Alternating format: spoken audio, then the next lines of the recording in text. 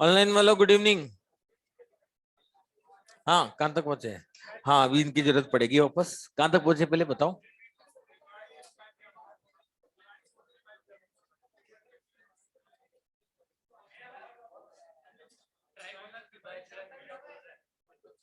अभी एक बार बताऊंगा ना, सारे बताऊंगा अभी एक बार।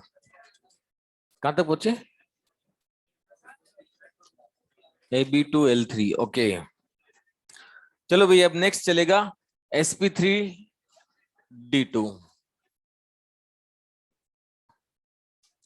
s plus P plus P plus P plus dz² plus dx² minus y²।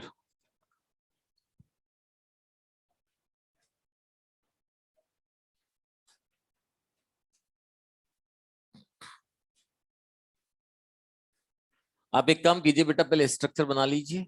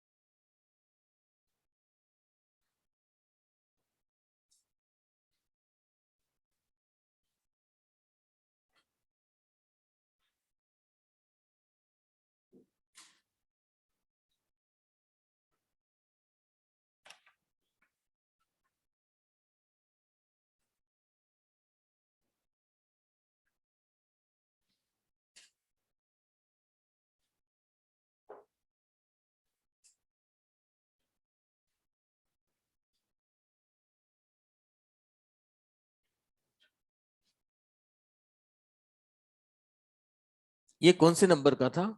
SP SP2 SP3 SP3D। ये 5 नंबर का था, ठीक है। 5 नंबर का SP3D2 और 6 नंबर का आएगा SP3D3।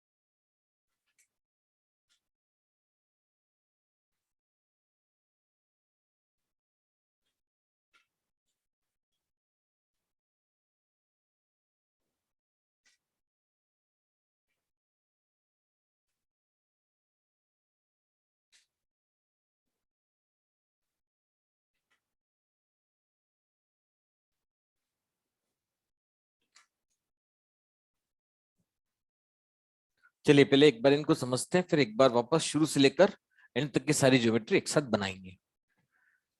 सबसे पहला केस sp3d2। sp3d2 में 1s3p, पहला डी जो पार्टिसिपेट करता है वो कौन सा होता है बेटा, dz स्क्वायर। दूसरा डी जो पार्टिसिपेट करता है वो कौन सा होता है, dx square minus Y square. और तीसरा डी जो पार्टिसिपेट करता है वो होता है dxy। अब आपको क्वेश्चन में सीधा डी भी पूछ सकते हैं, कोई बड़ी बात नहीं है। आगे बात करते हैं। नेक्स्ट है AB6। AB6 मतलब 6 बॉन्ड पेयर 0 लोन पेयर। ये बन गया हमारे पास स्क्वायर बाइपिरामिडल या ऑक्टाहेड्रल। सारे बॉन्डिंग अगर हम देखते हैं इसके अंदर तो 90 के कितने मिल रहे हैं हमें, 12, और 180 के कितने मिल रहे हैं, 6। यहां तक अपनी बात हो चुकी थी। 180 के 3 कैसे, ओके। एक डायगोनल ये पूरा हो गया 180, दूसरा डायगोनल ये भी 180, और तीसरा डायगोनल ये भी 180। इसका मतलब ये तीनों के तीनों डायगोनल क्या रहेंगे, 180। 90 का तो बता दिया था, ठीक है। अब देखिए भाई, सबसे पहले बात करते हैं अब इनकी बॉन्ड लेंथ की। सबसे पहले आप बताइए मुझे एक्सियल बॉन्ड का बॉन्ड एंगल कितना हो रहा है इसके अंदर। प्लेन के साथ देखा जाता है बेटा बॉन्ड एंगल, किसके साथ देखा जाता है, प्लेन के साथ। तो प्लेन के साथ एक्सियल का बॉन्ड एंगल कितना है, 90। अब बात करते हैं इक्वेटोरियल। इक्वेटोरियल का बॉन्ड एंगल प्लेन का प्लेन के साथ जो होगा वो प्लेन चारों 90, एक्सियल ऊपर के भी चारों 90, नीचे के भी चारों 90। तो सारा एंगल किसके साथ देखा जाता है, प्लेन के साथ। तो इक्वेटोरियल आपको कितना दिख रहा है बेटा, तो जब दोनों बॉन्ड एंगल सेम है तो इसका मतलब बॉन्ड लेंथ भी क्या आ जाएगी, सेम। अगर बॉन्ड एंगल में डिफरेंस होगा तो फिर आप यूज करेंगे bond angle is inversely proportional to bond length. अच्छा आपने देखा भी होगा स्क्वायर, स्क्वायर को किसी भी एंगल से देखो चारों तरफ से एक जैसा दिखता है। अगर आप उस पर कोई मार्क ना करें और उसको ऐसे घुमा के छोड़ दे तो आप ये नहीं बता सकते कि आपने कौन सा साइड देखा था। इसका मतलब उसमें सारे के सारे जो डायगोनल है वो एक जैसे ही होते हैं, इसीलिए बेटा उसके अंदर सारे बॉन्ड लेंथ एक जैसे होते हैं, तभी तो एक जैसा दिखता है। नेक्स्ट अब वन लोन पेयर लाएंगे। अब आप बताइए sp3d2 में वन लोन पेयर कहां लगेगा। अरे ये पोजीशन ही जरूरी है अपने लिए। अगर ये पोजीशन आपको याद नहीं है कि लोन पेयर कहां लगेगा तो स्ट्रक्चर आप बना ही नहीं पाएंगे। कहां पे लगेगा, sp3 तक कोई टेंशन नहीं थी, अगर कोई भूल गया हो तो कॉपी में भी देख सकता है, कोई दिक्कत नहीं है। पहली पोजीशन क्या थी sp3 तक, एनीवेयर। उसके बाद डी चालू होता है, तो पहले डी में ई, दूसरे डी में ए, फिर तीसरे वाले डी में दो केस थे, वन लोन पेयर और टू लोन पेयर। वन वाला ई, फिर वो टू वाला ए, मतलब ई ए। तो कहां लगेगा, एक्सियल पे। अब एक सबसे बड़ी प्रॉब्लम क्या है कि इसके अंदर ये डायगोनल तीनों एक जैसे हैं। इन तीनों को अगर आप किसी भी एंगल से घुमाओगे तो ये चेंज होते रहेंगे। मतलब आप अब ये नहीं बोल सकते इन एंगल को देख के कि इनमें से किसको हम एक्सियल माने, क्योंकि सारे एक जैसे हैं। अब जब सारे एक जैसे हम एक्सियल डिसाइड नहीं कर सकते हैं तो फिर हम इनमें से किसी एक को ही एक्सियल मानेंगे। सपोज अगर मैं इसको एक्सियल मानूंगा तो बाकी ये प्लेन बनेगा, मैं इसको एक्सियल मानूंगा तो बाकी बचा हुआ प्लेन बनेगा, मैं इसको एक्सियल मानूंगा तो बाकी बचा हुआ प्लेन बनेगा। मान लो मैंने इसको एक्सियल मान लिया, तो ये एक्सियल मानते देखो ये वाला जो हिस्सा है ना ये प्लेन बन जाएगा। अगर मैं इसकी जगह इस वाले को एक्सियल मानता हूं, ये मैंने एक्सियल मान लिया, तो ये एक्सियल मानते अब देखो ये क्या बन गया, प्लेन। इसका मतलब आप किसी को भी एक्सियल मान सकते हैं इसमें से, सारे के सारे एक जैसे। तो एक्सियल मानने के लिए हमने डिसाइड किया कि ये वाला जो ब्लू वाला बॉन्ड है ये क्या है, एक्सियल। तो इसका मतलब लोन पे लगेगा एक्सियल पे। वन आएगा तो यहां लगेगा बेटा, टू आएगा तो भी यहीं लगेगा। अब ये वाले केस को देखिए ध्यान से, एक मिनट मॉड्यूल देना, ऊपर ही रखा हो तो दे दो मॉड्यूल। देखिए अब इस केस को, ये ऐसे प्लेन लगा हुआ है, एक बॉन्ड नीचे और ऊपर लोन पेयर है। तो पहले जो ज्योमेट्री थी ये था स्क्वायर प्लेन, इस प्लेन के ऊपर एक पिरामिड ऊपर एक पिरामिड नीचे, इसे बोलते हैं बेटा स्क्वायर बाई पिरामिडल। क्या बोलते हैं, अब इस स्क्वायर बाई पिरामिडल में देखो आप ऊपर तो आपने क्या लगा दिया, लोन पेयर, और नीचे लग गया बॉन्ड, मतलब ऊपर का पिरामिड गया, तो इसका मतलब अब ये बन गया स्क्वायर पिरामिडल। इसका नाम क्या हुआ? Square pyramidal.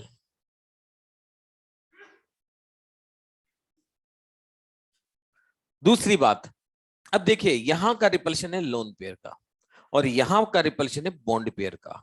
तो आप देखिए ये लोन पेयर इन चारों बॉन्ड के साथ क्या दे रहा है? Loan pair, bond pair. और ये वाला बॉन्ड इन प्लेन के चारों बॉन्ड के साथ क्या दे रहा है? Bond pair, bond pair. बताइए कौन सा रिपल्शन पावरफुल होगा? लोन पेयर, बॉन्ड पेयर वाला। अब अभी ये बॉन्ड वाला जो नीचे वाला बॉन्ड है, देख रहे हैं ना, बॉन्ड पेयर होंगे नीचे सारे ही, और ऊपर की साइड सारे क्या होंगे? Loan pair, bond pair. तो इसका मतलब बॉन्ड एंगल कहां है बेटा? नीचे की साइड या ऊपर की साइड? और ये अभी कितना एंगल है? पर जैसे ही ऊपर वाला रिपल्शन पावरफुल होगा, ये हल्का सा ऐसे मुड़ जाएगा। अब मुड़ने का मतलब क्या हुआ? 90 से ज्यादा या 90 से कम? नीचे वाला तो 90 से कम हो जाएगा और ऊपर वाला 90 से ज्यादा हो जाएगा। ओके, ऊपर तो बॉन्ड ही नहीं है। बॉन्ड एंगल की डेफिनेशन क्या बोलती है? Angle between bond pair. मतलब ऊपर तो एक भी बॉन्ड नहीं है, जो भी बॉन्ड है सारे नीचे हैं। और अगर ये ऐसे नीचे मुड़ जाएगा तो ये सारे बॉन्ड एंगल हो जाएंगे लेस देन 90। तो अगर मान लीजिए मैं आपसे क्वेश्चन पूछता हूं कि IF5 के अंदर 90 के बॉन्ड एंगल्स कितने होंगे, और चार ऑप्शन दे रखे होंगे, तो आपका आंसर क्या आएगा? 0। क्या आएगा आंसर? 0। अब बात करते हैं इस वाले की। अब ये देखिए, ये प्लेन, प्लेन के ऊपर एक लोन पेयर ऊपर लग गया, एक लोन पेयर नीचे लग गया। तो प्लेन के पास पहले एक पिरामिड ऊपर था, एक पिरामिड नीचे था। नाम क्या था? Square bi pyramidal. ऊपर लोन पे लगा मतलब ऊपर का पिरामिड गया, नीचे का भी लोन पे गया मतलब आ गया, तो नीचे का भी पिरामिड गया। तो नाम क्या बचा? Square planar.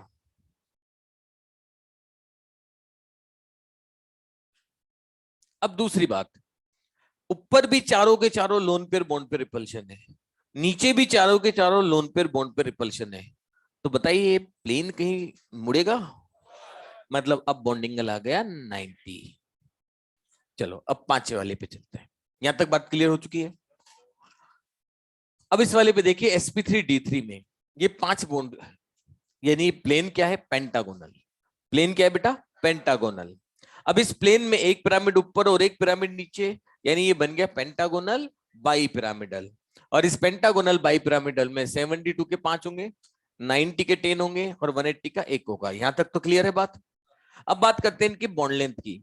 बॉन्ड लेंथ के लिए सबसे पहले हमें ये देखना होता है कि एक्सियल का बॉन्ड कैसा है और इक्वेटोरियल का बॉन्ड कैसा है। और ऑब्वियसली आप किससे कंपैरिजन करेंगे? प्लेन के साथ। तो सबसे पहले हम बात करते हैं बेटा एक्सियल की। तो बताइए प्लेन के साथ एक्सियल का बॉन्ड एंगल कितने का आ रहा है? 90 का। कितने का आ रहा है? 90 का। और इक्वेटोरियल का बॉन्ड एंगल कितने का है? 72। और आपको तो पता है कि जिसका बॉन्ड एंगल कम उसकी बॉन्ड लेंथ। तो बताइए किसकी बॉन्ड लेंथ ज्यादा होगी? इक्वेटोरियल या एक्सियल? और अगर यही बात बेटा मैं ट्राइगोनल बाई पिरामिडल की करूं, तो उसमें एक्सियल पे था बॉन्ड एंगल 90 का और इक्वेटोरियल पे बॉन्ड एंगल क्या था? 120 का। तो आप देखिए यहाँ एक्सियल की बॉन्ड लेंथ ज्यादा आ रही है और इसमें इक्वेटोरियल की बॉन्ड लेंथ ज्यादा आ रही है। बात क्लियर हो चुकी है यहाँ तक? आगे देखते हैं। अब मुझे पहला लोन पे लगाना है, तो बताइए sp3d3 में अगर पहला लोन पे लगाऊंगा तो पोजीशन क्या है? इक्वेटोरियल। और अगर दो लोन पे लगे तो दोनों एक साथ कहां लगाओगे? एक्सियल। तो आप देखिए पहला आपने जब लगाया इक्वेटोरियल पे, तो देखो चार तो ब्लैक बॉन्ड दिख रहे हैं आपको और 2 ब्लू कलर के दिख रहे हैं। तो दिखने में तो ये ऑक्टाहेड्रल टाइप का लग रहा है, पर क्या ये वाकई में एग्जैक्ट ऑक्टाहेड्रल है? तो इसीलिए इसको बोलते हैं डिस्टॉर्टेड ऑक्टाहेड्रल। क्या बोलते हैं? और ऐसे अगर मैं इसकी बात करूं, तो आप देखिए दो लोन पे लगाने और दोनों के दोनों कहां लगा रहे हैं हम? एक्सियल। ई ए, ई मतलब इक्वेटोरियल लगेगा एक होगा तो, और दो होंगे तो दोनों के दोनों कहां लगेंगे? एक्सियल। अब आप देखिए ऊपर भी एक्सियल और नीचे भी एक्सियल, मतलब ये क्या बचा? Only pentagonal. क्या बचा? Only pentagonal. पहले नाम क्या था? Pentagonal bi pyramidal. दोनों के दोनों पिरामिड हट गए तो ये बच गया पेंटागोनल प्लेनर।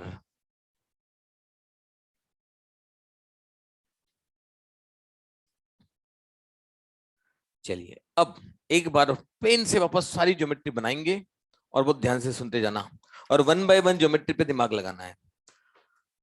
दूसरी बात बेटा, ये ज्योमेट्री आपके लिए सोचना बहुत आसान हो जाएगा अगर एक बार आपने खुद से बनाई हो तो, क्योंकि अब भी जानते हैं चीजें याद करने के लिए थोड़ा सा वर्क तो करना ही पड़ता है। 10 या 15 मिनट के लिए आप सारे पेन लेके एक बार अगर सारी ज्योमेट्री बना लोगे, मैं ईमानदारी से बोल रहा हूं आपको याद हो जाएगी। और याद करना है तो ये वर्क करना ही पड़ेगा। और ज्योमेट्री केवल आपका सोचने भर की देरी बाकी रहेगी, आप बहुत इजी वे में कोई भी ज्योमेट्री सोच सकते हैं। अब वापस 5 मिनट के लिए होल्ड होना, अभी अपना वर्क खत्म नहीं हुआ इसका, अभी तो बाकी है। देखिए भाई, ये है लीनियर, 2 बॉन्ड लगाए। अब 2 बॉन्ड लगाने के बाद मुझे तीसरा बॉन्ड लगाना है, तीसरा बॉन्ड लगाया, तीसरा बॉन्ड लगाते ही एडजस्ट हुआ और ये क्या बन गया, ट्राइगोनल प्लेनर। अब इस ट्राइगोनल प्लेनर वाले केस में मुझे लोन पेयर लगाना है, तो एक लोन पेयर लगा सकते हैं। क्यों? क्योंकि अभी भी इसके पास एक लोन पेयर लगाने के बाद 2 बॉन्ड बचे हुए हैं। तो जैसे हमने लोन पेयर लगाया, अब शेप क्या आ गया, वी शेप। अब वी बेंट एंगुलर कुछ भी बोल दो, और ये वी शेप क्या है, प्लेनर, क्योंकि ज्योमेट्री चिपक रही है। नेक्स्ट बात करें नंबर 3, तो अब यहाँ पे 4th वाला बॉन्ड लगाया, रिपल्शन होगा वापस, रिपल्शन होगा तो ये वापस अरेंज होंगे। अब जैसे ही अरेंज होंगे, अब ये बन गया टेट्राहेड्रल। अब एक बात बताना, इस टेट्राहेड्रल को मैं कैसे भी प्लेन पे चिपकाऊं, क्या चिपक जाएगा? मैंने कहा सारा एटम चिपकना चाहिए, ए टू जेड। अगर सारा चिपक गया तो प्लेनर, ना चिपके तो नॉन प्लेनर। क्या इसमें कोई भी ऐसी सिचुएशन है जो सारा चिपक जाए? इसका मतलब ये नॉन प्लेनर है। दूसरा, हमने एक लोन पे लगाया, अब क्या बन गया, पिरामिडल। क्या बन गया? इस पिरामिडल को प्लेन के चिपकाओ, किसी भी सिचुएशन में चिपक सकता है क्या? इसका मतलब ये भी हो गया नॉन प्लेनर। अब इसके बाद मैंने एक और हटाया, अब क्या बन गया, वी बेंट या एंगुलर, और इसे प्लेन के चिपकाओगे ये चिपक जाएगा, मतलब ये क्या हो गया, प्लेनर। अब इसके बाद नंबर 5 की बात करते हैं। ये नंबर 5, इस नंबर 5 में हमने ये लगाया तो अपने आप एडजस्ट हुए बॉन्ड, और ये बन गया ट्राइगोनल बाई पिरामिडल। क्या बन गया? अब इस ट्राइगोनल बाई पिरामिडल में मुझे सबसे पहले एक लोन पे लगाना है, और लगेगा कहां पर बेटा, फिक्स पोजीशन है, कहां लगेगा, प्लेन पर या एक्सियल, सॉरी एक्सियल पे या इक्वेटोरियल पे, इक्वेटोरियल। मैंने ये हटाया, ये देखो क्या बन गया, सीसो। ये दूसरा हटाया, क्या बन गया, टी शेप। और ये तीसरा हटाया, कोई सा भी हटा दो, लीनियर। तो इसका मतलब अपने आप शो रहा है। अच्छा भाई, अगर मान लीजिए मैं बोल दूं कि सीसो वाली ज्योमेट्री बनती है, ये सीसो वाली ज्योमेट्री, तो इस सीसो वाली ज्योमेट्री को आप कैसे भी प्लेन के चिपकाओ, चिपक जाएगी क्या? इम्पॉसिबल। इधर नीचे से चिपकाओगे तो ऊपर के बचेंगे, ऊपर से चिपकाओगे तो नीचे के बचेंगे, यानी ये कभी भी नहीं चिपक सकती। अब बात करें टी शेप की, क्या इस टी शेप को अगर ऐसे प्लेन पे रख दो चिपक जाएगी? यानी कि ये प्लेनर है। आप इसके बाद इस लीनियर को रखोगे प्लेन पे, चिपक जाएगी, ये प्लेनर है। अब बात करते हैं नंबर 6 वाले की। ये हो गया 5। अब इसके बाद हम एक और लगा देते हैं, ये नंबर 6। अब 6 लगा दिया तो प्लेन वापस एडजस्ट हुआ, और ये बन गया स्क्वायर। प्लेन क्या बन गया, स्क्वायर। और 2 पिरामिड ऊपर नीचे, तो स्क्वायर बाई पिरामिडल। इसे आप ऑक्टाहेड्रल भी बोल देते हैं। क्या बोल देते हैं? ऑक्टाहेड्रल। अब इस ऑक्टाहेड्रल ज्योमेट्री की बात की जाए बेटा, तो इस ज्योमेट्री में मुझे लोन पेयर लगाना है। लोन पेयर लगाना है तो कहां लगाऊंगा, एक्सियल। ये एक्सियल पे लोन पेयर लगा दिया, तो ऊपर का एक पिरामिड गया, यानी कि इस स्क्वायर प्लेन के नीचे एक पिरामिड बचा है, तो इसे बोलेंगे स्क्वायर पिरामिडल। और दूसरा लोन पेयर भी गया, तो ये हो गया स्क्वायर प्लेनर। अब इसके बाद मुझे इसमें 5वां नंबर का बॉन्ड लगाना है, और 5वां बॉन्ड लगाना है तो 5वां ये प्लेन पे लगा, प्लेन देखो वापस एडजस्ट हुआ, और ये 72 का बॉन्ड एंगल आ गया, तो ये बन गया पेंटागोनल। और इस पेंटागोनल में एक पिरामिड ऊपर एक पिरामिड नीचे, यानी पेंटागोनल बाई पिरामिडल। अब मुझे एक बॉन्ड मतलब एक लोन पे लगाना है, पर अगर sp3d3 एक लोन पे लगाना है तो कहां लगेगा? अरे ये पोजीशन याद होना बहुत जरूरी है, इक्वेटोरियल। अब इक्वेटोरियल लगाते देखो आपको ऑक्टाहेड्रल टाइप का लग रहा है ये, पर ये एग्जैक्ट ऑक्टाहेड्रल नहीं है, तो इसे क्या बोलेंगे, डिस्टॉर्टेड ऑक्टाहेड्रल। और बेटा अगर मुझे 2 लोन पे लगाने, दोनों के दोनों कहां लगेंगे, एक्सियल पे, यानी ये बन गया पेंटागोनल प्लेनर। क्या आपको ज्योमेट्री कुछ कुछ समझ में आई? पर बेटा अच्छे से याद करने के लिए एक बार खुद से जरूर बना लेना, 10 मिनट का टाइम दे दो, मैं बोल रहा हूं आपको कभी दिक्कत ही नहीं आएगी ज्योमेट्री वाइज। और अभी अपन ज्योमेट्री की आगे और बात कर रहे हैं, और मैं बोल रहा हूं आप देखते ही सोच के बता देंगे ज्योमेट्री कि हाँ ये क्या बनने वाली है। और हम ज्योमेट्री के लिए दिमाग ज्यादा नहीं लगाएंगे, हम केवल हाइब्रिडाइजेशन का केस दिमाग में रखेंगे। sp3d आया, बस आपके दिमाग में आना चाहिए ट्राइगोनल बाई पिरामिडल। अब कितना लोन पेयर है, वो लोन पेयर सोचो कि कितना लोन पेयर लगाना है, लोन पेयर लगाते आपको अपने आप दिख जाएगा। अच्छा, आपसे अगर क्वेश्चन पूछेंगे तो इस तरह से पूछते हैं कि बताइए इनमें से कौन सी ज्योमेट्री sp3d हाइब्रिडाइजेशन या ट्राइगोनल बाई पिरामिडल केस की नहीं है।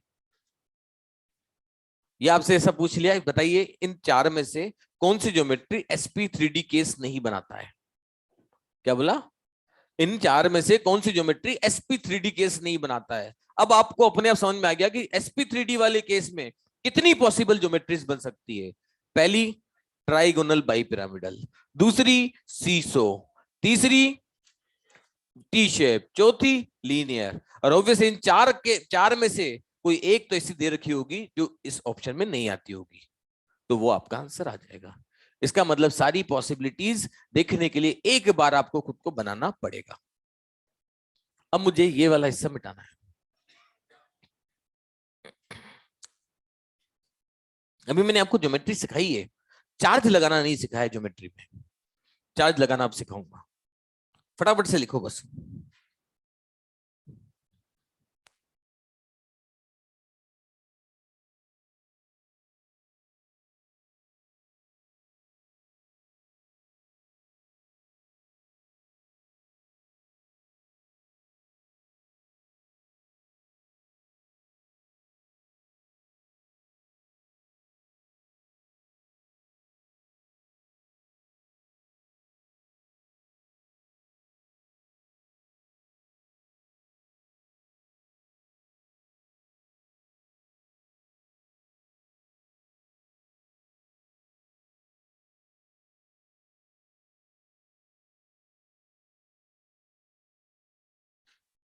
अब क्या मोबाइल इसलिए रखते हो क्या तुम कि 1 मिनट के लिए मैं बाहर जाते मोबाइल मोबाइल खेलने लग जाऊं? मोबाइल घर वालों ने दिया है तो कोई काम के लिए दिया है ना, कि पॉकेट मोबाइल मोबाइल खेलने के लिए दिया है। इंपॉर्टेंट मैसेज है ना। मतलब जब क्लास होती है ना, तो पहले घर वालों को तो बोल देते हैं कि मेरी क्लास रहेगी इतने टाइम पे, कॉल मत कर लेना। फिर इंपॉर्टेंट मैसेज, नालायक हो। मतलब घर वालों से ज्यादा इंपॉर्टेंस होने लग गया आज तो चीजों के हैं?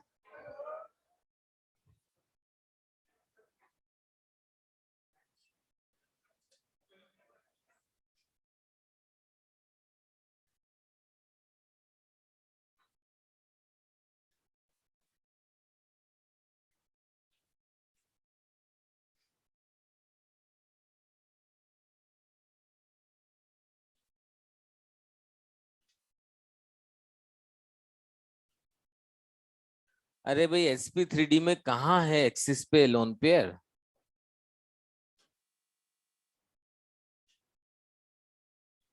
ab4l।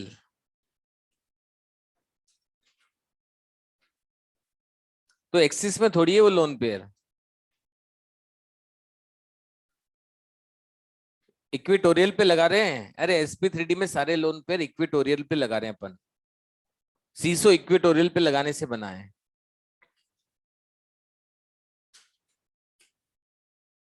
sp3d2 में 90 के एंगल्स बता दो। लास्ट क्लास में बताया था ना मैंने, sp3d2 में 90 के एंगल्स।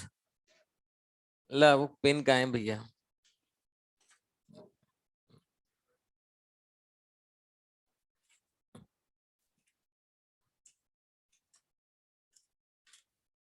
दुकान बढ़ा दी इसने। दुकान खोलनी पड़ेगी इसको वापस।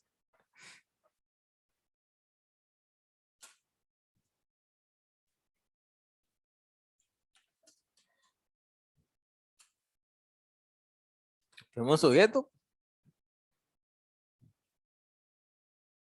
अब तो दुकान का एड्रेस ले गया ना, सबको बताना कहाँ मिले थे पेन। अरे भाई ऑनलाइन वालों देख लो, जिनको डाउट है। ये स्क्वायर बाई पिरामिडल, ये 90। तुम उधर का लिख लियो क्या? इधर ही आ जाता हूँ फिर मैं। ये एक 90, ये दूसरा 90, ये तीसरा 90 और ये चौथा 90, यानी प्लेन पर हो गए 490। अब ये वाला एंगल देखो आप कंपेयर करके, ये कितना है 90, ये वाला 90, ये वाला भी 90 और ये वाला भी 90। तो प्लेन पे 90 कितना है 4, इस एक्सिस के साथ 90 कितना है 4, और इस वाले एक्सिस के साथ 90 कितना है 4, टोटल 1290। 4 प्लेन के साथ और 4 ऊपर वाले एक्सियल के साथ और 4 नीचे वाले एक्सियल के साथ।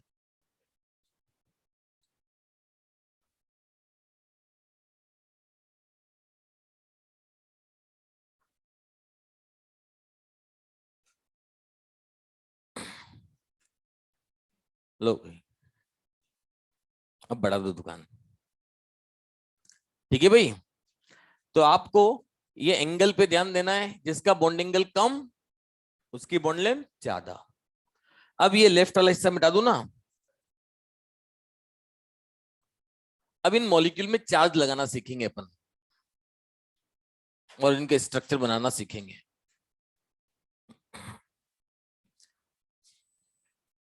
अब लिखना बंद किया जाए। हाँ बस यहां तक का केस है, काफी है, वो वाला नहीं मिटा रहा मैं, टेंशन मत लो। देखिए भाई, मुझे CO3-2 का स्ट्रक्चर बनाना है, तो आप 2 मिनट के लिए लिखना बिल्कुल बंद करके और ध्यान से इसे सुनना। CO3-2 का स्ट्रक्चर बनाना है। सबसे पहले आप हाइब्रिडेशन निकालिए। क्या आएगा हाइब्रिडेशन? sp, अरे भाई 4 और 3 7 और 2 9, तो ओके, तो 4 और 2 6 यानी कि 3 sp2। चलो लोन पेयर बताओ कितना आएगा?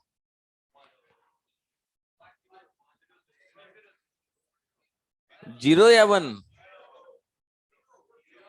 नहीं, तुम सारे 0 बोल रहे हो, वो 1 बोल रहा है। 1 कई बार एक भी सही होते, ऐसी बात थोड़ी है। अच्छा बेटा, 1 कैसे आया बता? हाँ हाँ, 1 कैसे आया? कैसे ढूंढा तेने 1 लोन पे? हंस मत, पहले आंसर दे फिर हंसना बाद में। हो सकता है बाद में तेरे को जरूरत ना पड़े हंसने की, ये तेरे ऊपर हंस रहे हो। ओ, 3 बॉन्ड पेयर बचे तो 1 लोन पेयर, ये कौन सा तरीका था? कौन सा तरीका लगा रहा है तू?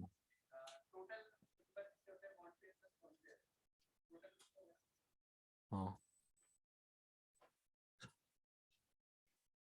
करता क्या है क्लास में?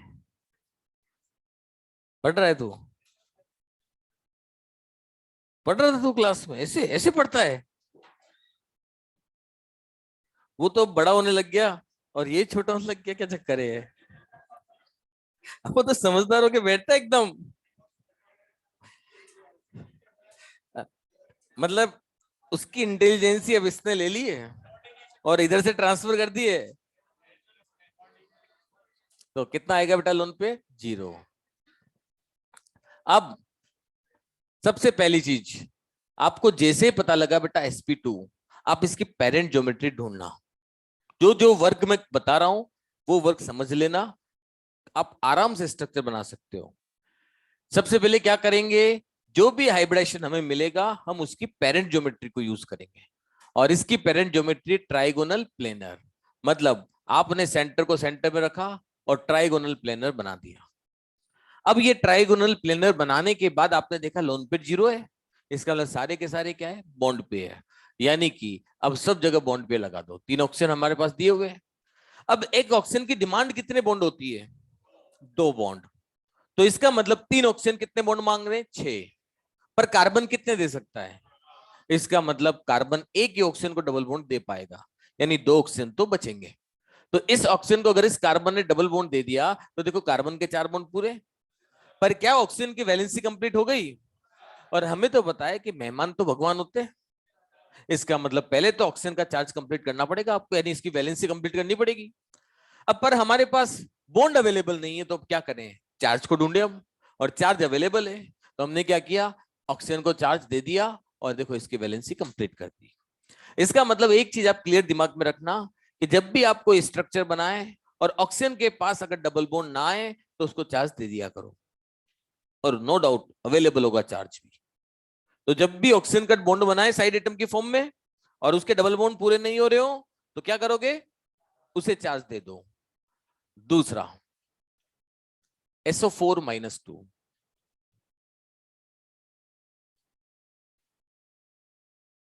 हाइब्रिडाइजेशन। अरे 6 और 4 10 और 2 12 होंगे ना बेटा, तो बिल्कुल 6 और 2 8 यानी 4 sp3। अब कोई नहीं बताएगा लोन पेयर। हाँ बोल, लोन पेयर कितने हैं? कॉन्सेप्ट ही लूज हो गया, अरे वाह यार। हाइब्रिड ऑर्बिटल ये है, तो hybrid orbital minus side atom, बस। हाइब्रिड ऑर्बिटल कितने? 3। साइड एटम कितने? 3। तो क्या आया? ओके, ठीक है, अब समझ में आ गया। तो ऐसे लिख लिया कर बेटा आजू बाजू में कि तेने कैसे फाइंड आउट किया था। आज जरूरत नहीं पड़ेगी, 2-4 महीने बाद तो जरूरत पड़ेगी। तो इसका मतलब अब हमें ज्योमेट्री कौन सी मिली? पेरेंट ज्योमेट्री की बात कर रहा हूं मैं, टेट्राहेड्रल। तो मैंने सेंटर को सेंटर में रखा और देखो टेट्राहेड्रल बना दिया। लोन पेयर है ही नहीं, मतलब सारे बॉन्ड होंगे। और अब देखो चारों ऑक्सीजन ने चारों अरेंज कर दिए। ऑक्सीजन कितने बॉन्ड मांगता है? तो टोटल ऑक्सीजन ने बॉन्ड कितने मांगे? 8। सल्फर के कितने दे सकता है मैक्सिमम? 6। इसका मतलब बेटा 2 ऑक्सीजन तो फ्री रहेंगे। अब 2 ऑक्सीजन फ्री रहेंगे तो इसका मतलब अब इन्हें चार्ज देना पड़ेगा। ये माइनस चार्ज इसके पास और ये माइनस चार्ज इसके पास, ये बन गया SO4-2। और देखते हैं NH2-। अब मुझे ये बनाना है, सबसे पहले हाइब्रिडेशन ढूंढो।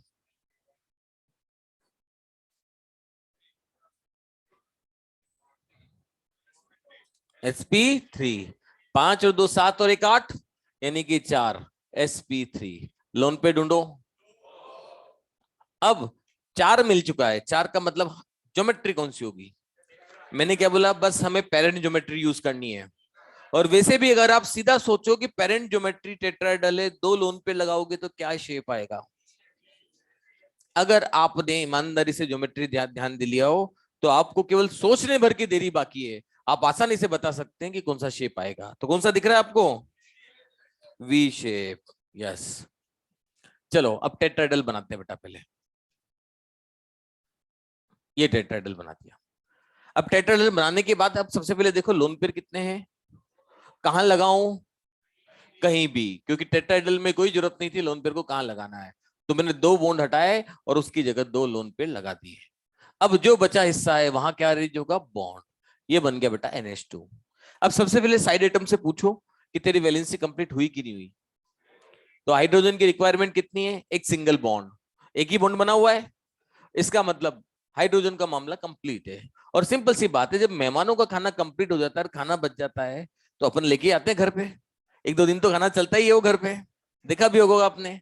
तो वही होना है अब यहाँ पे। हाइड्रोजन को रिक्वायरमेंट ही नहीं है चार्ज की, क्योंकि इसकी वैलेंसी कंप्लीट है। तब जो बचा हुआ चार्ज है वो किसके पास चला जाएगा? सेंटर के पास। और ये बन गया NH2-। एक और एग्जांपल देखो, जिनॉन O2F2।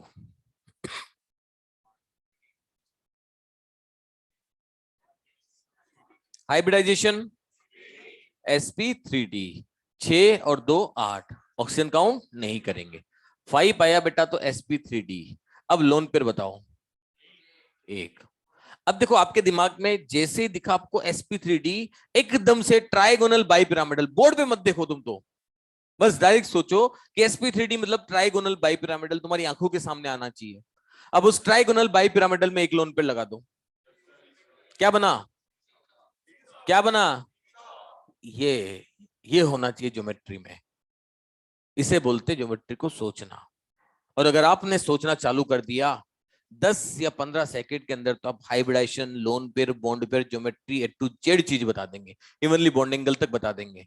अब आपको सारा खेल समझ में आ जाएगा कि बॉन्ड एंगल के साथ भी क्या हो रहा है।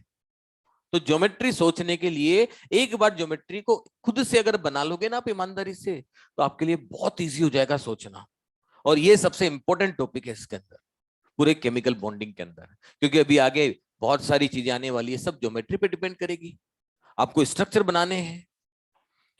तो अब जीरो नोट टू F2 एक लोन पेयर मिला है, मतलब आपको ज्योमेट्री क्या बनानी है, ये ट्राइगोनल, सेंटर में जीनोन को रख दिया, एक लोन पेयर लगाना है। लोन पेयर कहां लगेगा, इक्वेटोरियल। एक लोन पेयर लगाने के बाद अब हमने क्या किया, चार बॉन्ड लगाने। ये देखिए भाई हमने चार बॉन्ड लगा दिए, कौन सा बना, सीसो। कितने के अकॉर्डिंग सही है ये, अरे सही है ना ये, कोई दिक्कत है क्या इसमें, ये पूछ रहा हूं मैं, क्या दिक्कत है, हाँ?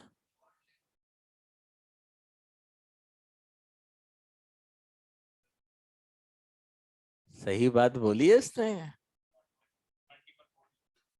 एक काम करो, कईयों को तो भी समझ में नहीं आया क्या हुआ, रुको रुको रुको मैं बताता हूं। जहां हमने ये स्ट्रक्चर चालू किया था, देखो ये गलत है, ये गलत है। जहां हमने ये स्ट्रक्चर का टेबल चालू किया था, उसके जस्ट पहले मैंने आपको रूल लिखाया था, sp sp2 sp3 कहां लगाना है, उस रूल पे आओ, आगे उस रूल पे। अब उस रूल का हेडिंग पढ़ो,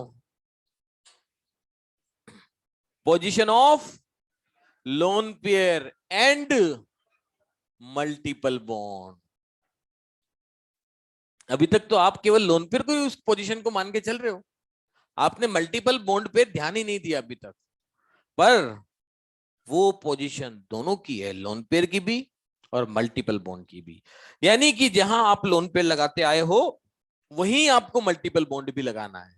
अब देखिए मल्टीपल बॉन्ड कहां लगा हुआ है, कहां लगा हुआ है, लगना कहां चाहिए, इक्वेटोरियल, क्योंकि लोन पेयर भी इक्वेटोरियल लगता है और मल्टीपल बॉन्ड भी इक्वेटोरियल लगता है। ये इसमें मेन गलती हुई है। तो अब इस बॉन्ड को यहां से हटाओगे और यहां लगेगा फ्लोरीन, और यहां लग गया ये फ्लोरीन, ये ऑक्सीजन और ये ऑक्सीजन। और वैसे भी बेटा बेंट्रुल बोलता है बाकायदा कि sp3d में मोर ईएन को हमेशा एक्सियल पे लगाया जाता है।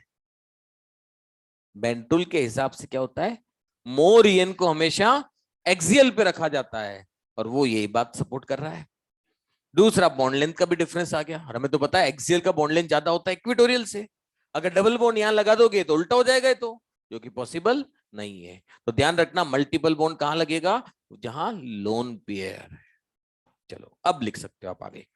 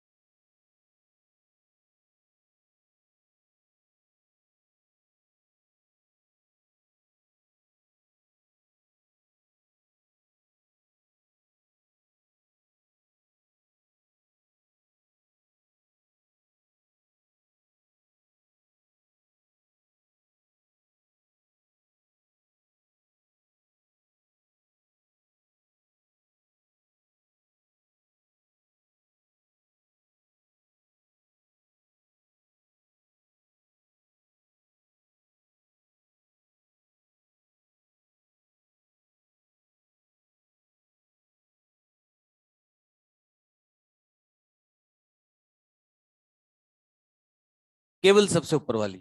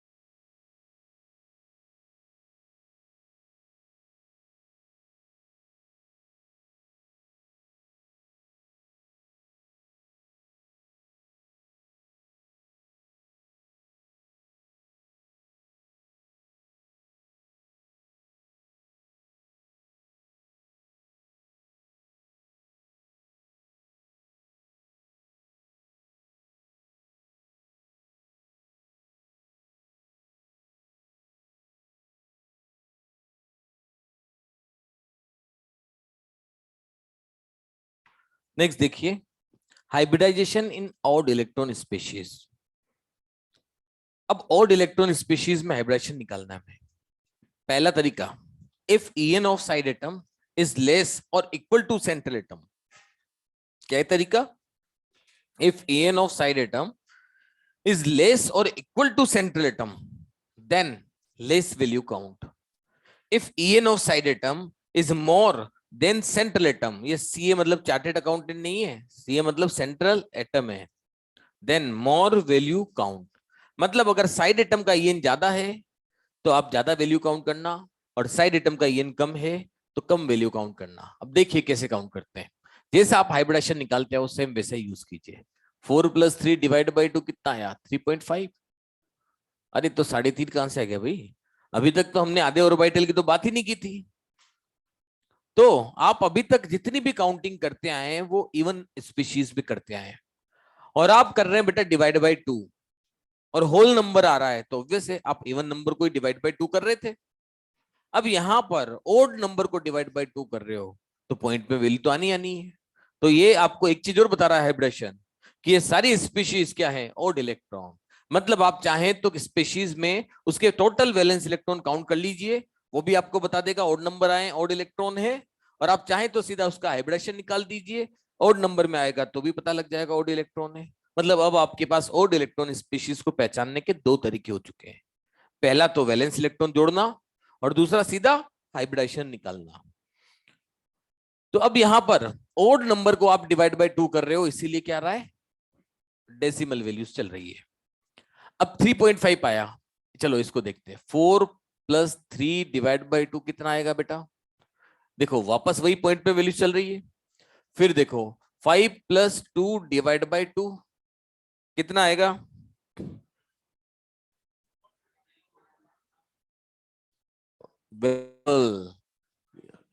ये आएगा 2.5। अरे यही तो एक कमी है जो आपको ध्यान रखनी है, ऑक्सीजन नाइट्रोजन की। ये कमी अगर आपने ध्यान रख ली तो ये बहुत फास्ट मेथड है। ईमानदारी से बता रहा हूं, अगर आप में कोई फास्ट कैलकुलेशन करता होगा तो 1-2 सेकंड के अंदर कैलकुलेशन कर देता है, अगर किसी की कैलकुलेशन फास्ट है तो। और अगर स्लो भी है तो एटलीस्ट 10 सेकेंड्स में तो हो ही जाता है सॉल्व, और वो भी बिना पेन उठाए। ClO3 7 + 0 डिवाइड बाई 2 कितना आया? 3.5। और इस वाले की बात करें तो 7 + 0 डिवाइड बाई 2 यानी कि 3.5। अब देखो सारे के सारे आपको ओड दिख रहे हैं कि नहीं दिख रहे हैं? क्योंकि ओड है तभी तो पॉइंट पे वैल्यू है, और अगर ये सारी स्पीशीज इवन होती तो होल नंबर होता। तो अब ये 3.5 पे तो साइड एटम का ईएन ढूंढिए। अब साइड एटम का ईएन कम है कि ज्यादा है भाई? कम है तो 3 लिखोगे। यहां देखो साइड एटम का ईएन कम है कि ज्यादा है? तो 4 लिखोगे। यानी ये बन गया sp2, ये बन गया sp3। अब इसको बताइए, 3 लिखूं तो ये आ जाएगा sp2, ये यानी कि sp3, ये तो क्या आएगा? sp3। पर बेटा ये गलत है। यही तो बात है, अब भूल गए वापस, अब भूल गए। हाँ, अब भूल गए। एनोड ClO2 3 इलेक्ट्रॉन बॉन्ड वाले मॉलिक्यूल हैं, याद आया कुछ? तो इसमें ये 3 इलेक्ट्रॉन बॉन्ड है, और अभी तक हम ये जो कैलकुलेशन कर रहे हैं जितनी भी, ये मान के चल रहे हैं कि उसका जो एक इलेक्ट्रॉन बचा हुआ है, अगर साइड एटम का ईएन ज्यादा है तो न्यूक्लियस की वजह से अपर एनर्जी गैप कम होगा और वो हाइब्रिडेशन में पार्टिसिपेट कर जाएगा। पर इसमें वो इलेक्ट्रॉन फ्री ही नहीं है, यानी कि 1 सिग्मा ये, 1 सिग्मा ये, और एक लोन पेयर, टोटल कितना हुआ? 3। 3 का मतलब बेटा इसका हाइब्रिडेशन आएगा sp2। और इस पे तो बाकायदा क्वेश्चन बनता है भाई। दिखने में ये दिखता है कि sp3 है, पर रियलिटी में sp2 होता है। और सीधा क्वेश्चन क्या पूछते हैं बताइए? ClO2 का हाइब्रिडेशन क्या होगा? पहला ऑप्शन होगा sp2, फिर sp3, फिर बोथ और नन, या बोथ और फोर्थ ऑप्शन में sp3d या d2 d3 कुछ भी दे सकता है वो। तो आपका आंसर आएगा sp2। ना कि sp3। क्लियर है बात? तो ध्यान रखना ClO2 में है तो ऑड इलेक्ट्रॉन, और जितनी भी ऑड इलेक्ट्रॉन स्पीशीज है बिल्कुल इसी तरीके से सॉल्व होती है उनका हाइब्रिडेशन, एक्सेप्ट ClO2। चलो अब नोट करके 3 लाइन लिखो।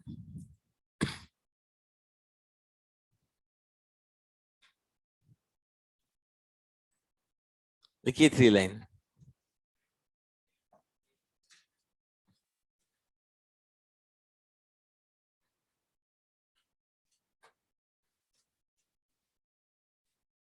ऐसे तो लेफ्ट से मिटाना चालू कर सकता हूँ क्या मैं?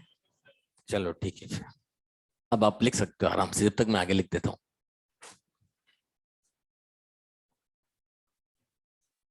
और वैसे भी ये 2 टॉपिक मैं पढ़ाने वाला हूँ, ये 2 चीजें छोटी छोटी चीजें, ये कोई खास काम की है नहीं, मतलब बाई चांस से कभी पूछा हो तो।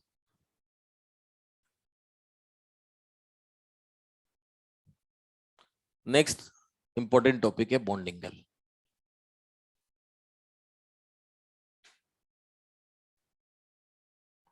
और डेफिनेशन तो अब नहीं भूलोगे तुम बॉन्ड एंगल की? फिर लिख लेंगे अभी definition.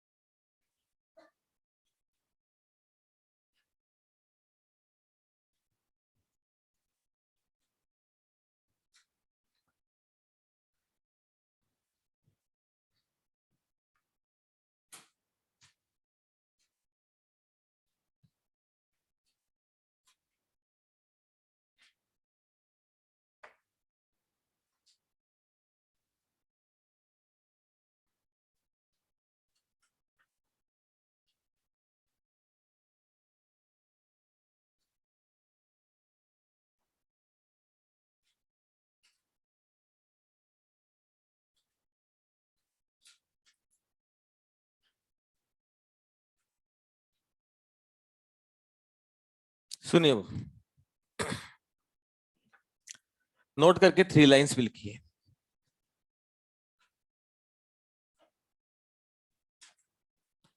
If En of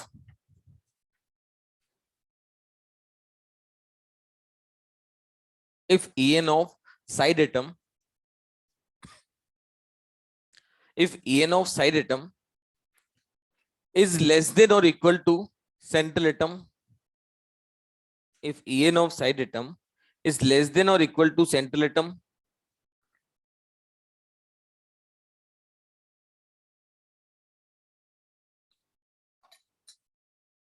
if En of side atom is less than or equal to central atom, then d orbital, then d orbital, then d orbital cannot participate in hybridization. Then d orbital cannot participate in hybridization. That's why then d orbital cannot participate in hybridization. That's why following species, that's why following species do not exist. That's why following species do not exist. That's why following species do not exist. और इसके बाद ये सारी species आ गई. अब देखो ये क्या बोलना चाह रहा है बेटा कि ये स्पीशीज एग्जिस्ट नहीं कर रही है. क्यों? क्योंकि साइड एटम का En या तो सेंटर से कम हो या उसके बराबर हो. अगर उससे ज्यादा हुआ तो ही ये स्पीशीज एग्जिस्ट करेगी. अब देखिए आप, ये है बेटा PCl5. देखो ये बनता है कि नहीं बनता? बनता है, पढ़ा है ना आपने, बनता है क्योंकि साइड एटम का En ज्यादा है. देखो +5 चार्ज दे रहा है इसके पास. पर यही मैं बात करूं PH5, देखो अब ये नहीं बन रहा. 5 बॉन्ड तो बना सकता है फास्फोरस, 5 बॉन्ड तो बना सकता है, पर अब ये एग्जिस्ट क्यों नहीं कर रहा? Hindustan petroleum Tehran. इसका मतलब En बराबर या कम हुई तो ये स्पीशीज एग्जिस्ट नहीं करेगी. पर कब? जब डी की बात की जाए. मतलब इनके अंदर डी का हाइब्रिडेशन होना चाहिए, यानी डी ऑर्बिटल हाइब्रिडेशन में पार्टिसिपेट नहीं कर पा रहा. अब आप देखिए इन स्पीशीज को, ये सारी की सारी स्पीशीज में डी इन्वॉल्व है. ऐसा समझो कि डी और हाइड्रोजन के बीच में लड़ाई है. जिस स्पीशीज में डी पार्टिसिपेट करेगा वो हाइड्रोजन की नहीं होगी, और अगर हाइड्रोजन की हुई तो डी पार्टिसिपेट नहीं करेगा, और अगर दोनों पार्टिसिपेट किया तो वो एग्जिस्ट नहीं करेगी. यानी कि ऐसा समझो कि ये वाले केस में अब गिनना 5 और 5 10, यानी कि हाइब्रिडेशन क्या आया? 5 मतलब sp3d. क्या डी इन्वॉल्व हुआ? और आप ध्यान दो ये सारी की सारी हाइड्रोजन वाली स्पीशीज है. इसका मतलब हाइड्रोजन वाली स्पीशीज में आपको क्या ध्यान देना है कि अगर हाइड्रोजन आएगा तो डी ऑर्बिटल हाइब्रिडेशन में नहीं आएगा. तो आप देखिए ये क्या है बेटा? sp3d. इसका मतलब डी इन्वॉल्व हुआ, और अगर डी इन्वॉल्व होगा तो हाइब्रिडेशन डी काउंट कर रहा है, और हाइड्रोजन हो गया तो हाइब्रिडेशन में डी नहीं आना चाहिए. नेक्स्ट देखो 6 और 4 10, यानी कि 5, यानी कि डी आ गया वापस, नहीं आना चाहिए. 6 और 6 12, यानी कि डी नहीं आना चाहिए. 8 और 2 10, यानी वापस डी आ गया. 8 और 4 12, यानी वापस डी आ गया. तो ये जितनी भी स्पीशीज है इन सब के अंदर डी आ रहा है, और अपन ने क्या बोला कि डी नहीं आना चाहिए. अगर हाइड्रोजन है तो डी नहीं आएगा, डी नहीं आएगा तो इसका मतलब वो स्पीशीज एग्जिस्ट करेगी. पर अगर हाइड्रोजन भी और डी भी आ गया तो एग्जिस्ट नहीं करेगी. इसे बोलते हैं डीकॉन्ट्रैक्शन. क्या बोलते हैं? यानी कि आपने एक चीज सुनी है कि जिनोन के हाइड्रोजन के साथ कंपाउंड नहीं बनते हैं. अगर ये बनते तो शायद पॉलिग जिनोन का भी En दे देता. याद है ना आपको? पॉलिंग स्केल ने जितने भी एलिमेंट के En दिए थे वो हाइड्रोजन पर बेस्ड थे. मतलब वो हाइड्रोजन वो थे ना, बॉन्ड एनर्जी और बॉन्ड स्ट्रेंथ यूज की थी उन्होंने हाइड्रेट्स के कंपाउंड्स की, और उसने सारी की सारी En की वैल्यूज दी थी. तो वो En की वैल्यूज किस बेस पे थी? हाइड्रोजन के कंपाउंड्स पे. क्या जिनोन हाइड्रोजन का कंपाउंड बना पा रहा है क्या? जब जिनोन हाइड्रोजन का कंपाउंड बना ही नहीं पा रहा तो जिनोन की En की वैल्यूज भी नहीं दे पाए. वरना अगर ये जिनोन हाइड्रोजन के कंपाउंड बनाता तो वो En की वैल्यूज जिनोन की भी दे देते. तो हम जिनोन के कंपाउंड में जब भी जिनोन के En की वैल्यूज निकालते हैं हम केवल परसेंटेज कैरेक्टर के बेस पे निकालते हैं. यानी उनका हाइब्रिडेशन निकालो और आपको जिनोन के En की वैल्यूज भी मिल जाएगी. नेक्स्ट है ड्रेगो रूल। अब ड्रेगो रूल क्या है, देखो हुआ क्या, जब इन मॉलिक्यूल्स को देख रहे थे तो NH3 का बॉन्डिंग एंगल कितना मिला बेटा इनको, 107। जब इस NH3 के ग्रुप के बॉन्डिंग एंगल चेक किए गए, प्रैक्टिकली बात कर रहा हूं मैं, जब इनके ग्रुप के बॉन्डिंग एंगल चेक किए गए तो आपको तो पता है जैसे sp3 हाइब्रिडेशन है, sp3 हाइब्रिडेशन है तो बॉन्डिंग एंगल का डिफरेंस कितना आ रहा है, 2.5 का, यही तो आ रहा था। तो ये NH3 है, NH3 के ग्रुप में आप आगे बढ़े और ऑब्वियसली इसका भी हाइब्रिडेशन sp3 माना, और sp3 माना तो हो सकता है कि 107 से थोड़ा सा कम हो जाएगा, और क्या होगा हाइब्रिडेशन में। पर जब चेक किया तो पता लगा ये नियर बाय 90 था। कितना था, इतना बड़ा गेप, ये तो चौंकाने वाली बात थी सबके सामने कि NH3 में 107, PS3 में 106 हो जाता, 105 हो जाता, 104 हो जाता, 103 हो जाता, सीधा 90। इतना बड़ा गंप गेप कैसे आया।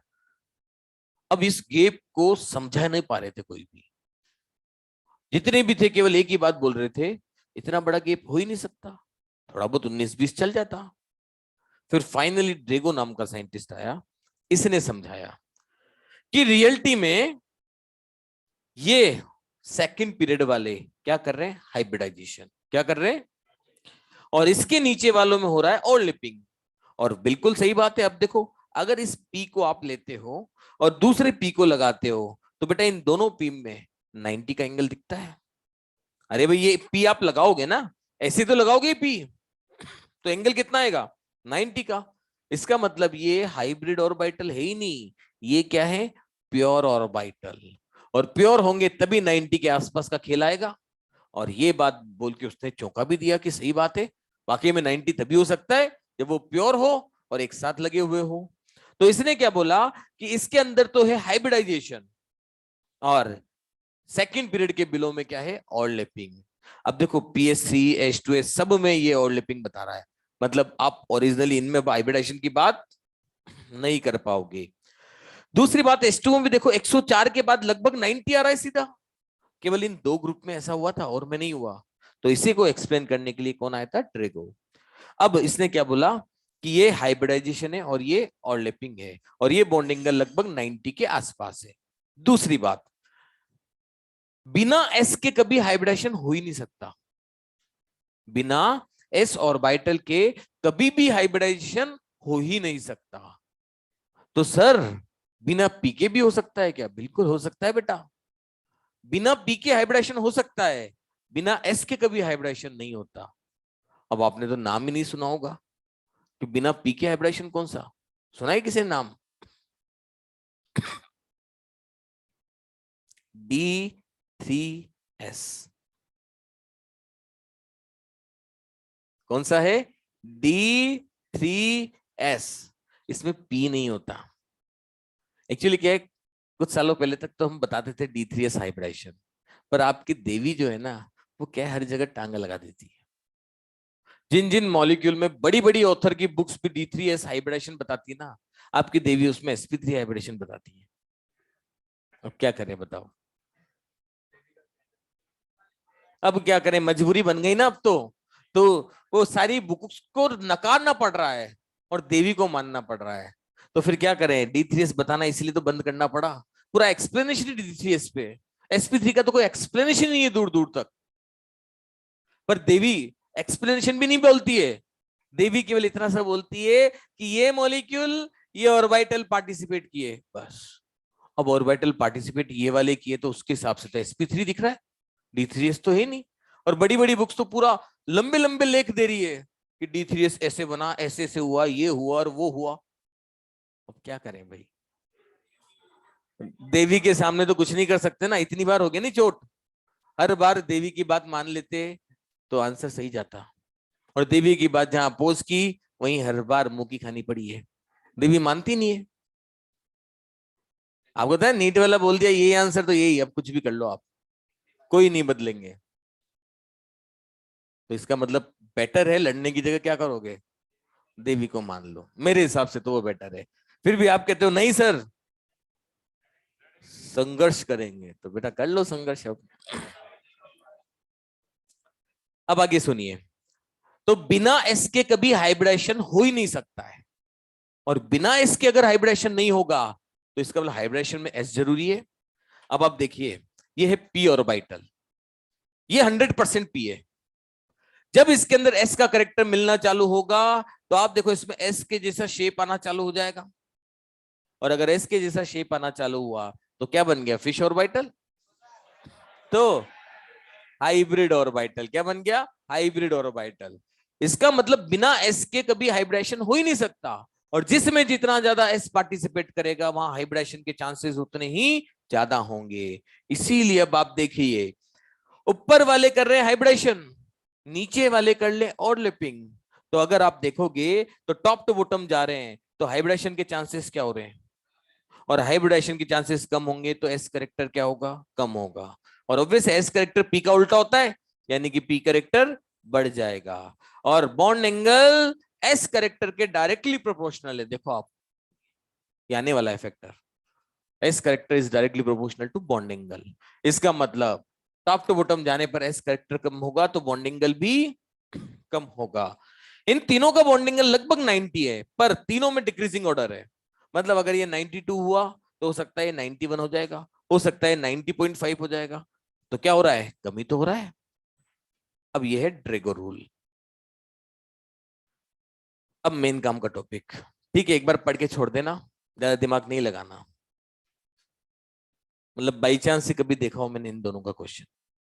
अब यहां से आता है क्वेश्चन। सबसे पहले बॉन्ड एंगल की डेफिनेशन लिखो।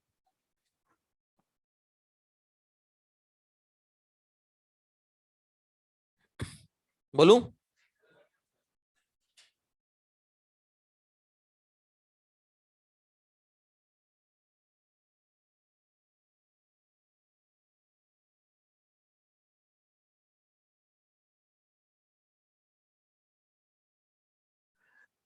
The angle form, the angle form between bond pair, bond pair, भूलना मत ये डेफिनेशन गलती से भी। अब the angle form between bond pair is known as bond angle,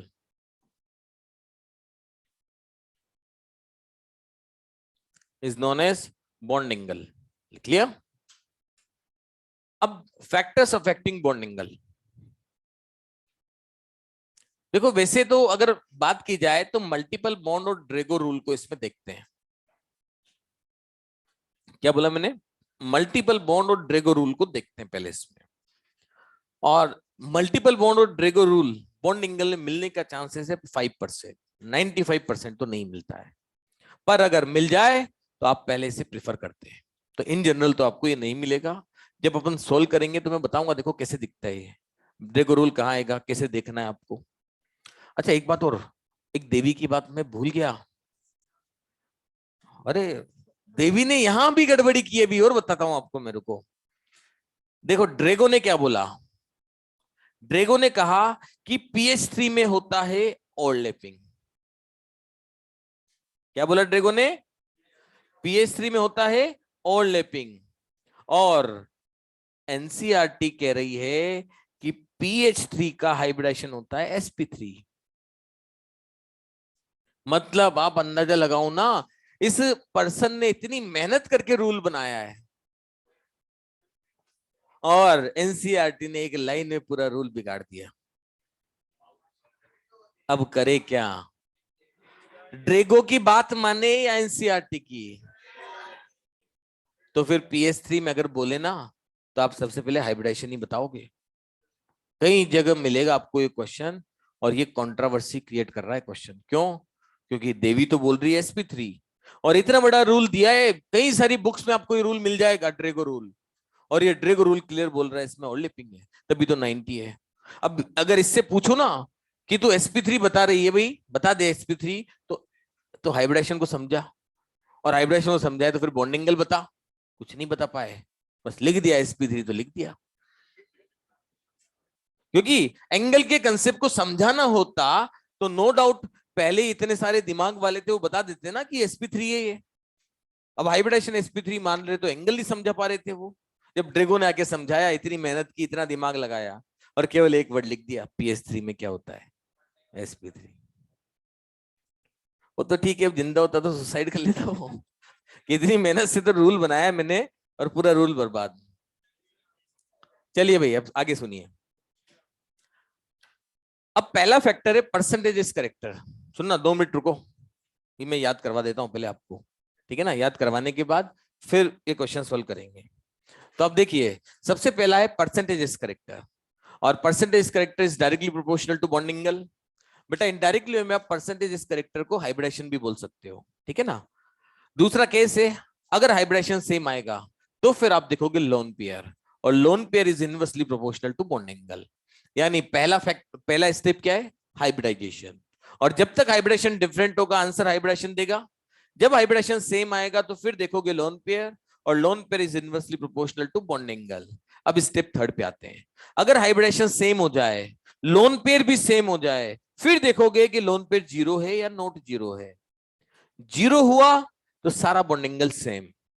अब नोट जीरो हुआ, सर नोट जीरो का मतलब, जैसे 3 मॉलिक्यूल है बेटा, तीनों में 1 1 लोन पेयर है, तो नोट जीरो हुआ पर सेम भी है। तीनों में 2 2 लोन पेयर है तो सेम तो है पर नोट जीरो है। तो इसका मतलब जब लोन पेयर सेम आ जाए तो ये देखना है कि जीरो है या नोट जीरो है। जीरो होगा तो सारा बॉन्ड एंगल सेम, और नोट जीरो होगा तो फिर आपको सेंट्रल एटम और साइड एटम देखना है। तो size of central atom is inversely proportional to bond angle, और size of side atom directly proportional to bond angle. पर एक बात बताओ बेटा, यहां क्या होगा, कंफ्यूज होंगे आप, क्योंकि एक डायरेक्टली प्रोपोर्शनल है, दूसरा इनवर्सली प्रोपोर्शनल है। और अगर आपने इधर का इधर लिख दिया तो कौन डायरेक्टली और कौन इनवर्सली। तो अब इसके लिए एक लाइन याद रख लोगे, सारा कंफ्यूजन खत्म हो जाएगा। Centre small, side large, then bond angle large. एक छोटी सी लाइन याद रख लो, इसकी जगह कोई कंफ्यूजन दिमाग में बैठेगा ही नहीं, क्योंकि पहला और दूसरा फैक्टर तो हमारे लिए बच्चों का खेल है। अब तो केवल ये यही तो फैक्टर बचा, और इसके लिए भी अगर ये लाइन याद रख लोगे तो इसका भी कंफ्यूजन पूरा खत्म हो जाएगा। तो पहला फैक्टर हाइब्रिडाइजेशन, रिपीट करो, पहला फैक्टर हाइब्रिडाइजेशन, दूसरा लोन पेयर, तीसरा सेंटर एटम, चौथा साइड एटम। कौन कौन सा, hybridisation, lone pair, centre atom, side atom. सबसे पहले क्या देखोगे बेटा, हाइब्रिडाइजेशन। जब तक हाइब्रिडाइजेशन डिफरेंट होगा आंसर हाइब्रिडाइजेशन देगा। जब हाइब्रिडेशन सेम आएगा तो फिर लोन पेयर देखना है। अब लोन पेयर भी सेम आ जाए तो अब क्या देखोगे, जीरो नॉट जीरो। क्या देखोगे, जीरो नॉट जीरो। जीरो आया तो, जीरो आया तो, और नॉट जीरो आया तो फिर देखना है सेंटर और साइड एटम को। और लाइन क्या है इसकी, centre small, side large, then bond angle large. मतलब सेंटर छोटा होगा तो बॉन्ड एंगल ज्यादा, और साइड एटम बड़ा होगा तो बॉन्ड एंगल ज्यादा। अब आपको बोर्ड पे बिना देखे रिपीट करना है एक बार, ताकि फिर अपन क्वेश्चन सॉल्व करें। पहला फैक्टर हाइब्रिडाइजेशन, अगर हाइब्रिडाइजेशन सेम आया तो क्या देखोगे, लोन पेयर, और लोन पेयर भी सेम आया तो जीरो नॉट जीरो। क्या देखोगे, अगर जीरो हुआ तो सारे बॉन्ड एंगल सेम, और नॉट जीरो हुआ तो centre small, side large, then bond angle large. क्या है line, centre small, side large, then bond angle large. और एक एग्जांपल भी अपन अप्लाई कर लेते हैं फिर फ्री, ठीक है। फिर बाकी क्वेश्चन अपन नेक्स्ट क्लास में करेंगे, और उसके लिए ये फैक्टर्स याद होना जरूरी है। सबसे पहले पहला एग्जांपल देखो, क्या अप्लाई करोगे बेटा, 1 मिनट रुक जाओ, पहले ये एग्जांपल देख लो, फिर लिख लेना आराम से। अभी तो टाइम है अपने क्लास में, है ना टाइम, तो आराम से लिखना। हाइब्रिडाइजेशन पहला फैक्टर बोलो, sp, sp2, sp3। अब हाइब्रिडेशन ही डिफरेंट है, अगर हाइब्रिडेशन सेम होता तो क्या करते, फिर लोन पेयर पे जाते। तो हाइब्रिडेशन डिफरेंट, तो आप बताइए किसका बॉन्ड एंगल सबसे ज्यादा होगा, जिसका की परसेंटेज करेक्टर सबसे ज्यादा, यानी कि BCl2, BCl3, CCl4। और आपको तो पता भी है बेटा, ये 180 है, ये 120 है, और ये 109.5। और अगर यही बात कही जाए CH4 NH3 और H2O। तो इसमें सबसे पहले आप देखोगे हाइब्रिडाइजेशन, चेक करना क्या आया, चेक करो क्या आया, इसमें भी चेक करो। जब हाइब्रिडाइजेशन सेम आएगा तो क्या देखोगे, लोन पेयर। इसमें कितना, 0, इसमें 1 और इसमें 2।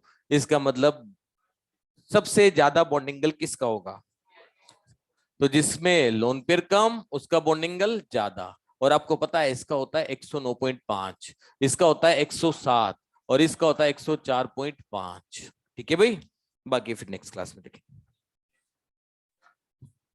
तो एक बार आप इसे रिवाइज करके आना, और आपके टेस्ट का पार्ट भी बता देता हूं, बस लास्ट यहां तक। और इलेक्ट्रॉन वाला जो हाइब्रिडेशन था ना, बस वहीं तक आपका टेस्ट का पार्ट रहेगा, उसके बाद का कोई पार्ट नहीं है। मतलब ये ड्रेगो रूल वगैरह कुछ भी नहीं आएंगे आपके इसमें, ना बॉन्डिंग आएगा, केवल हाइब्रिडेशन और इलेक्ट्रॉन हाइब्रिडेशन तक। और एटम इसमें अपने पीरियोडिक टेबल के अंदर एटॉमिक रेडियस तक ऑलरेडी आ चुका था, तो IE, EA और EN बस। हाँ बेटा, अच्छा हाँ, ये ऑनलाइन वाले भी तो है क्या, अरे ऑनलाइन वालों लिख लिया ना, लॉग आउट कर दूं। अरे इन जनरल तो देखो कंट्रोवर्शियल पे क्वेश्चन आते नहीं है, पर आ जाए कभी गलती से तो, अरे लॉग आउट कर दे क्या।